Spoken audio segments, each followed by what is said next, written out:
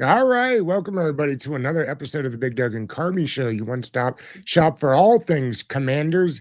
It is an Inside the Command Center Friday. I know we're on a Monday night game, but hey, that doesn't stop us from figuring out what's going to happen today from the Team 980. We welcome back our good buddy Craig Hoffman. Craig, what is happening?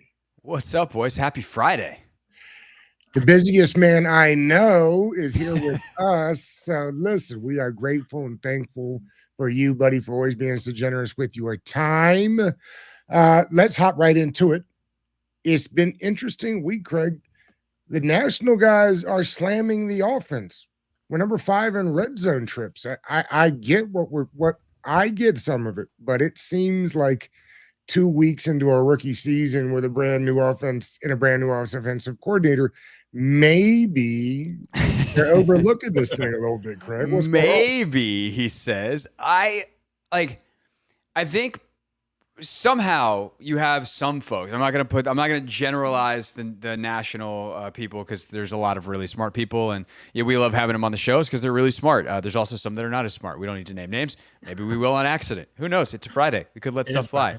The point is, you have some people that are spending one segment talking about how much Caleb Williams is struggling and Bryce Young's benching and all the other rookie quarterback troubles. And then they come to the Commanders and they're like, well, what about Jaden Daniels? They're not doing a good enough job with him. They need to let him cook more. And I'm like, what? Huh? Those two things are going to go together. I think Cliff Kingsbury's called a very conservative 2 games. That is perfectly fair.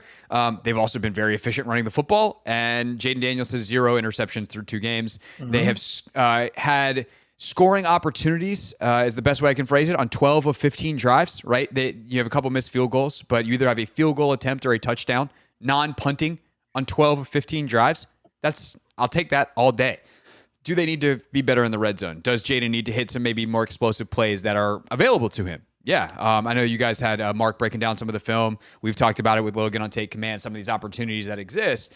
But at the end of the day, like, I think the offense I'd rather be too conservative with a rookie quarterback and continue to kind of peel back some of the training wheels elements, if you will, then go the other way. Then be like, hey, Caleb, go make 1,000,000 plays, run around, do the thing you did, and then watch him throw for 93 yards in his debut and get house on primetime in his second game. I'd much rather take what the Commanders are doing, understanding it's a long-term play. And by the way, they're doing this all with the defense that is not quite up to where we hope it will be relatively soon to support what they're doing offensively. So they're playing complementary football. Keep the defense off the field. It's got issues. I mentioned that the other day. It's one of the things that doesn't get talked about nearly enough, Greg, is the fact that right now it is nice that the offense is letting the defense, shall we say, rest on the sidelines. That is one way to put it, Doug. That is one way to put it. And they need it. And but at the same time, I have, YouTube commenters, whatever. They're like, oh, they could have done this. They could have done that. The Giants, if they had their kicker. And I'm like, if. They played the game that was in front of them. And I think sometimes we want to extrapolate data to what it would mean for the masses. Like take one game and then apply those specific numbers, if you will, or those concepts, as if that's how it's going to apply to the entire data set. That's the nerdiest thing I hope I say all day.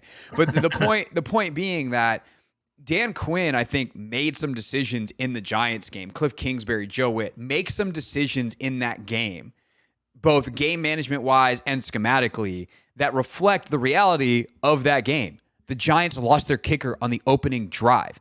So if you're willing to give up some yardage, who cares? Come score on us in a red zone. Now, the fact that they did, that is an issue. I'm not trying to downplay that. 3 red zone touchdowns for the Giants. Not great performance in the red zone by the Commanders defense. But I don't care if they get to the 18-yard line. It's really hard to score down there, and you can't kick a field goal. So, there's decisions that got made in that game that we should not assume are going to be the decisions that get made in other games for any variety of reasons, including the fact that we are very unlikely to see another game where the opponent doesn't have a kicker from the opening kickoff on. You brought up a good point, I think, on your podcast, actually, talking about Cliff Kingsbury was a former quarterback, a QB advisor. He should be commended for being so disciplined and committing to the run. I think it's a great strategy for him the first couple games. My question to you is this. Washington is throwing the ball 33% of the time, within the line of scrimmage, within 5 yards of the line of scrimmage. I don't think it's sustainable throughout the year. What do you think the evolution of the offense is going to be as the season progresses, in your opinion? That's a great point, because again, things as they are, data as it is, like any stat is based off what has happened. It is not necessarily predictive. And I do agree that that is not a sustainable way to even go 500 the rest of the year. Last year, the average was 17%, Craig. Yeah, like they've got to get the ball downfield eventually. But again, they've got to do it in a way that does not get Jaden Daniels hit a ton in the pocket. It doesn't ruin his development. So it's going to probably come down, like it'll be 30 and then 25. And then maybe you get back to something closer to what's NFL average in the teens or whatever that number is. In order for it to happen, one, I think like better execution, right? Like that automatically comes down if Nick Allegretti doesn't bounce to the second level on an RPO where Jaden strikes Terry 18 yards down the field on a really nice in cut. Like that changes the conversation about Terry this week. It changes the conversation about that number. Like that's an explosive play. So part of it is, okay, what you're having already happen, let's just execute some of that down the field stuff throughout offensive line, receivers, quarterback at a higher level. I do think they will continue to try to find matchups. And as Noah Brown gets more involved and is up to speed, I think he's a big part of this. How do you find these 3x1s where let's get a receiver, whether it's Terry, whether it's Noah, whether it's Diami, like Luke, like let's get these guys isolated and let Jaden throw some of the deeper stuff down the field. But I also think like some of that's going to change if they keep running the ball successfully as they are, right? They're facing, and I'm sure Mark touched on this and you guys have talked about it as well, because you guys know the schematic stuff pretty well as well. Like they're facing a ton of too high structures. They're facing a ton of, and this is the league right now, right? This is why I think it's important to like pay attention to what's going on elsewhere, because this isn't unique to Washington. You're facing all of these too high structures right now. There's space around the line of scrimmage. So one, you're going to run the ball a lot into that space. And two, if like you got guys playing off man coverage or off, zone cover two, like that's an invitation to throw the bubble. The box counts aren't very good around the line of scrimmage. So you can throw some of these quick, routes. Well, the second they get sick of the Washington running the football, which Cincinnati, by the way, has had a lot of trouble stopping the run this year, so maybe they do this.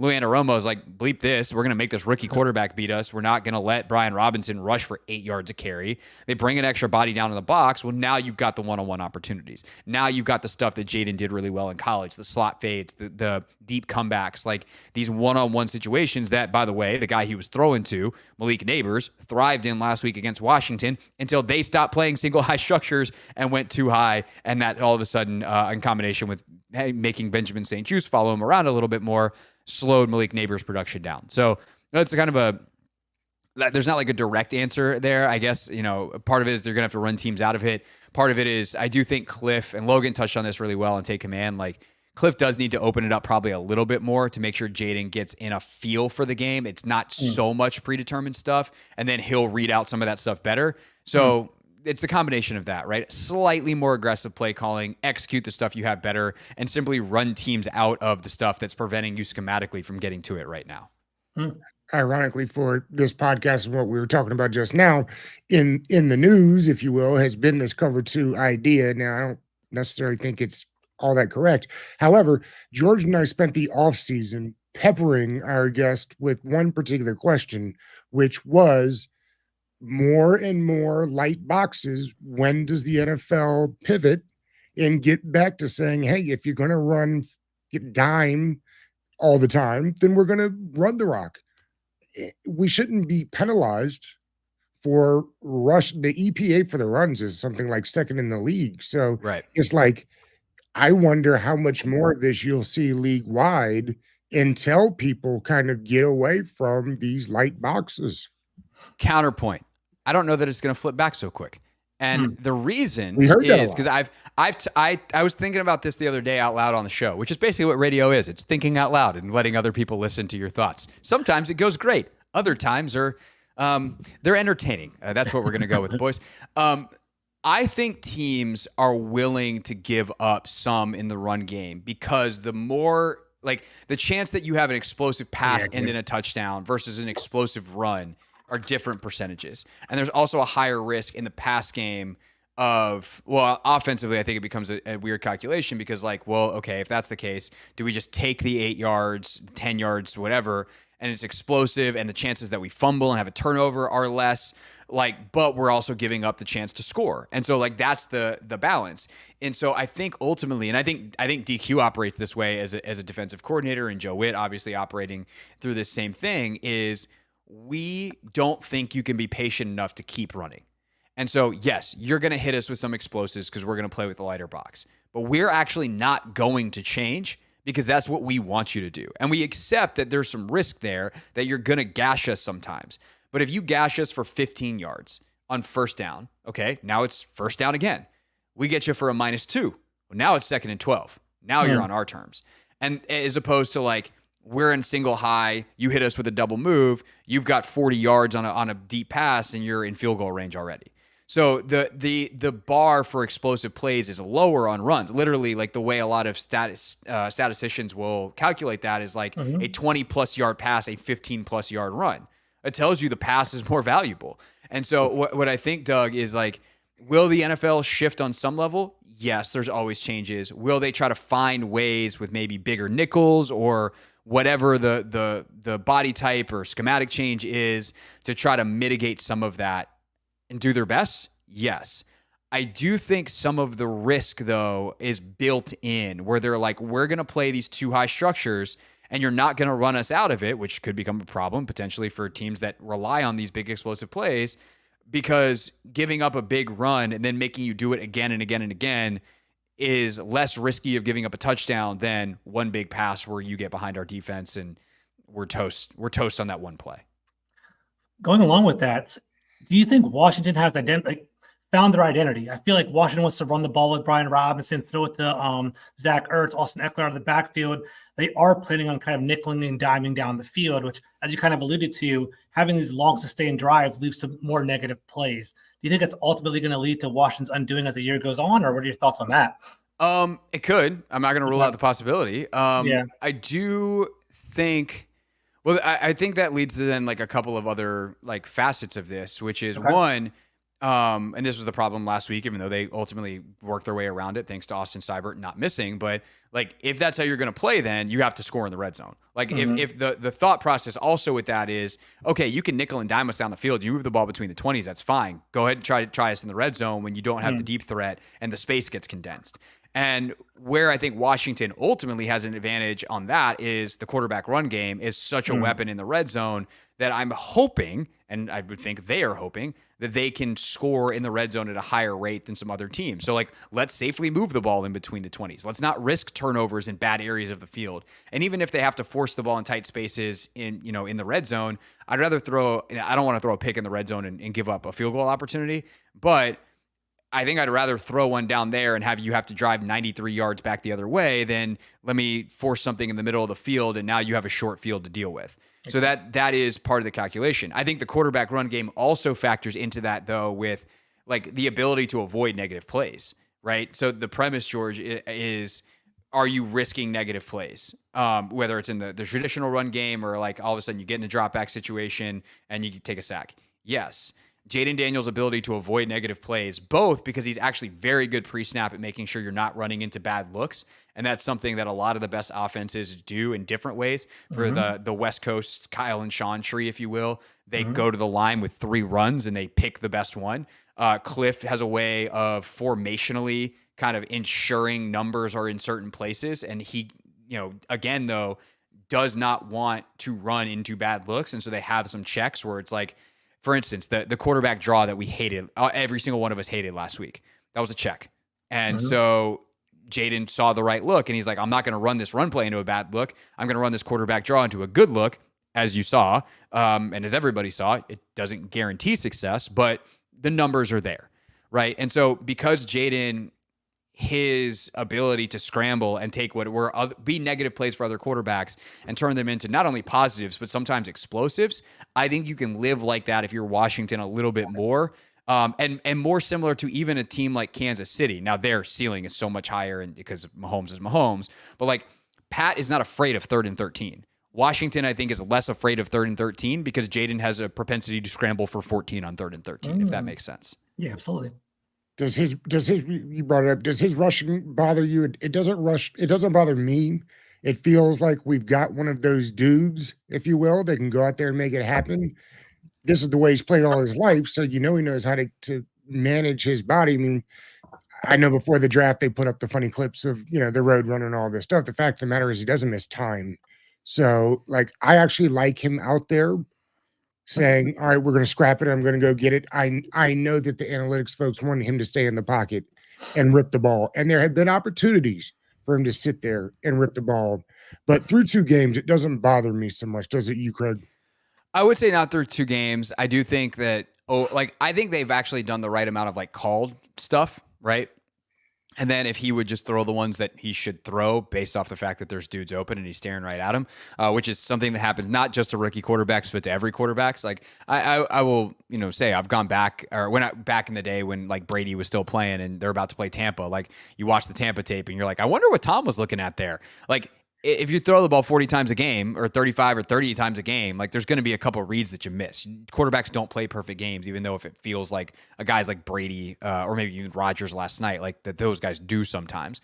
Their percentages are just insanely higher than the frequency that someone at Jaden Daniels at stage of his career is going to in terms of getting the right reads. So if he can up his percentage of reading out pass plays correctly and scramble less, I do think like the number's right. He's got to run to be his most effective. He's too good of an athlete to waste that. That would be very silly.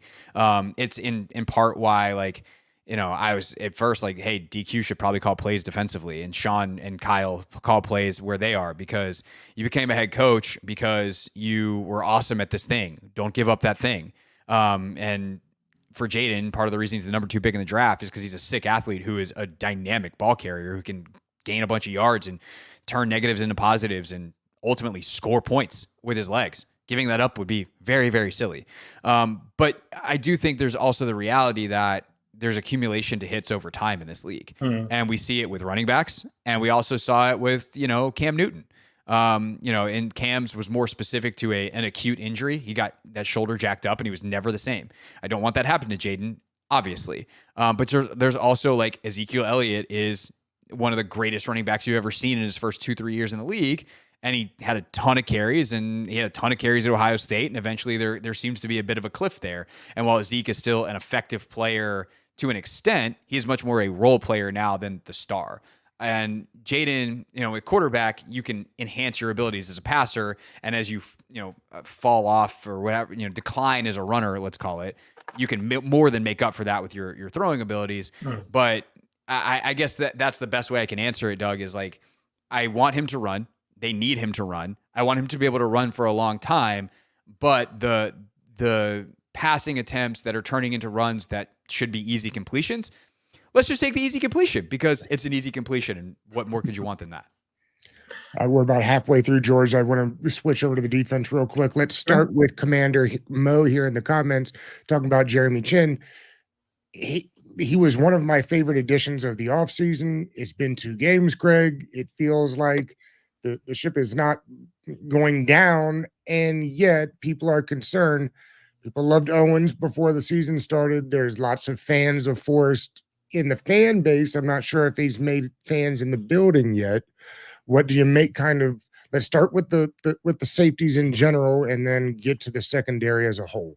Yeah, the Defoe thing is funny. Did you guys by chance? I'm not asking this to shame you. Just so I can do the same bit again if the answer is no. Did you guys happen to listen to the radio show yesterday when I talked about this? Not yesterday. I did not. Okay, let's play a game. When was the last time we saw Derek Forrest play football? Oh, was it 2 years ago? Well, Miami this season, Miami preseason. Oh, okay. We got that. Okay. See, we've already flushed it from our memory. That's in part the point, right? But Miami preseason. Now refresh. Okay, Defoe, Miami preseason. What was he last seen doing a lot of that people were complaining about? Whiffing. Missing tackles. Being too hard. Okay, there you go. So the same fans that want to replace a guy for missing some tackles want to replace him with a guy who was last seen missing tackles. Come on, we got it. We got to be better than this. We got to be 5% smarter than this. And I do think at the beginning of seasons, with how training camps go now, tackling stinks around the league. It is just a thing that happens every single year. I do think that Jeremy Chin will get better in that department. And I think that is most people's number one complaint. He's playing okay. He can play better. There is a physicality to him in the run game that matters. Like you watch some of the big runs and how Mike Sanders still is getting caught up in the wash because he hasn't quite figured out how to play nickel in, getting blocked by guards at 5'9" yet, because of course he hasn't. He's a rookie. That's perfectly reasonable. And you watch how Jeremy Chin fits the same runs from those spots and the 3 safety looks, and you're like, oh, that seems to matter. But I think for Chin, the biggest problem is what's happening in front of him. The biggest problem for Jeremy Chin in the run game especially is that he's having to fit gaps that are twice as wide as they should be because, one, Tampa and New York have done a really good job with some game plan stuff and hitting some traps, some whams, some draws that are basically having John and Duran take themselves out of plays because they want to penetrate and get upfield, and they're using that aggressiveness against them. But also, within that same context, you got to push back more. Like if you got a double team that's pushing you and you realize like, hey, I was trying to go this direction. They're pushing me this direction. Maybe that's not where I should be going. Like you got to push back and shrink that gap back down. And it's a lot easier to make a tackle if you're a safety coming down and fitting a human-sized gap versus a 5 human-sized gap. And that has happened on multiple occasions this year. So long story short, Tyler Owens, he's a UDFA. He did really great stuff in the preseason. He's fast. He's physical. Great on special teams. He's not a long way, but like he's still a ways away from being able to do it against ones. He did it against 2s at best and not any ones in the preseason. So he's just not a viable option at this point, I would guess, unless he's practicing his face off and none of us are seeing it. And I would say the same thing for Defoe. Like you're asking to replace Chin with a guy who they signed because they thought he was better. He beat him out in the entirety of the offseason. And the problem that people have identified is one that when we last saw Derek Forrest, he was also having. So that's kind of where I'm at on the safety front. A follow-up, I have a question about McLaurin. So if you want to go on defense, go ahead. Doug. All right. What would you had something on McLaurin you wanted to ask? Yeah, I was saying, but if you want to keep on defense, go ahead. Whatever you want to do. What are they going to do about the cornerback position, Craig? Right. BSJ shows up on the injury report. I don't even know what happens if he can't go. They brought in Michael Davis. He was not good. It's amazing how quickly people want Forbes back. Yeah. I mean, I'm only half kidding on the Prey thing. I think you have to try your best structurally, and it's just not who they want to be. Just sign somebody. I mean, you have to do like, yes, anything that you're about to say, yes, you try it. And that's kind of what I will say as a compliment to the organization, as a compliment to Adam, as a compliment to Dan is they like their whole, like, we're going to compete. Part of that is like, we're just going to keep bringing in dudes. And if they stink, okay, we'll cut them and we'll try the next guy. Like they will continue to search. The problem is when you're searching in September, there's not good players available typically. Maybe you catch one. And I guess that now's as good a time as ever to say, we're going to have Patrick Peterson on the show today at 5:00 on the radio show. Love that. Who's our newest Odyssey Sports Insider, which I'm like, you were an all-pro quarter and now you're stuck being my colleague. But he's our new Odyssey Sports Insider nationally. And so I want to talk to Pat about this of just, I think coaching, the cornerback position is like the most coach dependent position in the sport outside of cornerback or outside of quarterback, because we've seen like the Nnamdi Asomugha's go from the best player in the league to like, can that dude play anymore in a season in a new scheme? And so maybe there is some diamond in the rough out there that will fit perfectly in Dan Quinn's system and Joe Witt's system. And he's the next Deron Bland or Trayvon Diggs or, late round UDFA, whoever, who all of a sudden is leading the NFL in interceptions. I'm not going to rule that out. It'd be sick if it was Chigozie Anuzium because then he's already in the building. But realistically, they're going to have to try some guys. But I also think they're going to give up some stuff. And I think if you don't want to be disappointed, lower your expectations. And I think they're going to have to get out of some of the stuff they want to do. What they want to do is play some more man-to-man, play some more single high, bring the extra bodies down in the box. They want to blitz. They want to try to be a little more creative, and that leaves guys exposed on the outside one-on-one, and it's not going to work. And so you're going to have to play some more too high. You're going to have to bracket guys. Like you're going to have to just dedicate more resources to coverage. You need your front to step up and make their job easier on the back end by getting pressure. But, I mean, any suggestion you have that is moderately reasonable, yeah, Doug, they're going to try that. And that's ultimately a good thing because I do think they were hoping to see what BSJ and what Forbes could do. I think based off the resources available, that was a reasonable thing to want to figure out. And the problem when your entire roster stinks and you go 4-12 and you turn over 60% and like there's only so many dudes you can replace in 1 year, and some of this is a year 2 problem. That's a great segue to my next question, Greg. So obviously, there's that old coach's adage that you play 4 games at a time, you break up the season into quarters, right? So we have that 4-game stretch coming up pretty soon. We play the Bengals now and the Cardinals right afterwards. So there's a very real opportunity to go 1-3 going into that first quarter of the season, to be honest, right? I guess wins and losses isn't the way to measure the team. What would be a successful quarter of the season in your opinion? What do you want to see Washington do over time, and would be great progress for the team so far in year 1 of Dan Quinn? Yeah, I think it's growth, which I realize is incredibly vague. So I'll try to be a little bit more specific. Okay. I think you saw from week 1 to week 2 some of the physical play style show up more. Like you see the hit from Frankie Louvu on Neighbors. You see, like, go back and watch some of Bobby Wagner's tackles. That dude will thump you. And so starting to see some of that and more guys getting in on that action on the defensive side, I think is big. Offensively, I think it's pretty simple. Like, the running game is great. Keep that going. Can Jaden hit some more of these opportunities? And I do think that will unlock, like, I know you wanted to talk a little bit about Terry. Like, Terry's had some opportunities that weren't thrown his way. He's won. Like, his percentages in terms of winning, from everything I can tell, are kind of what they have been, and frustratingly, he doesn't get the ball in some big spots, including a couple of touchdowns probably. So can they lock in that connection? Those are kind of the big things: the physical play style, maybe get another couple turnovers. Can you finish some of the sacks? Do you see the missed tackles decreasing as you get into the season and tackling becomes less of a thing that you did a year ago? I'd say those are some of the big things that I'm measuring, and I don't say I don't care about the wins and losses, because that would be a sports radio-y hot take overstep. Yeah. And I try not to do that, even though I am a sports talk radio host. But I care much less about that than kind of the process and how it looks, and making sure that especially Jaden's on the right track. All right, Craig, we've got about 2.5 minutes left with you here. Better chance that they are buyers or sellers at the deadline? Sellers. I think you could see both, depending. Graziano report that they want to add a talented wide receiver seems odd. I mean, I would get it if you feel like you have the money and the right fit for a long term, right? Like, anything they do at the deadline coming in is a multi-year / hey, we need to get Jade another weapon to encourage his development. And in that way, like, the two sides of the ball are almost in different situations, right? Like, I'm not trading Terry at the deadline, even if you don't win another game and other teams want him. I mean, I guess if someone wanted to give up like multiple firsts, I'd have to think about it. But that price is higher because I need Jaden to be able to have a target. Like, I need a number 1 receiver here to make sure my rookie quarterback develops. And so if you want to help his development and get someone who you think is a long-term fit, I'm fine with them making that kind of trade. Where on defense, like, they're ripping this thing down to the studs, man. And I think that I know it's too early to be like, hey, they need to trade John Allen. Like, those decisions haven't been made yet, and they shouldn't be made yet. But it's definitely on the table, the trajectory that we're going. And so we don't need to be naive about that either. What do they got to do to beat the Bengals on Monday night? Run the football really effectively, which the Bengals have given up quite a bit on the ground. So that controls the clock. That does a lot of other things.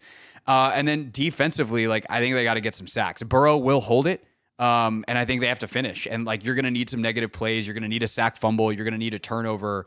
You're going to need some of those, maybe a big special teams play. Like, but I do think, like, getting pressure on Burrow and finishing that in a significant way is going to help. You're probably going to give up some big plays, but you have to take advantage of the opportunities that he gives you. And with Burrow, he's so efficient. There's a lot of times the ball's coming out quickly, and you're not going to be able to do anything but hopefully keep it to a 5-yard gain and tackle immediately on the stick route that he just hit the tight end or whoever on. But on those bigger plays down the field where he'll hold it, that's where you have to take advantage and try to get some pressure. Greg, you're the best, buddy. I know you were busy today, so we value your time. Have a good show today on the Team 980 every Monday through Friday.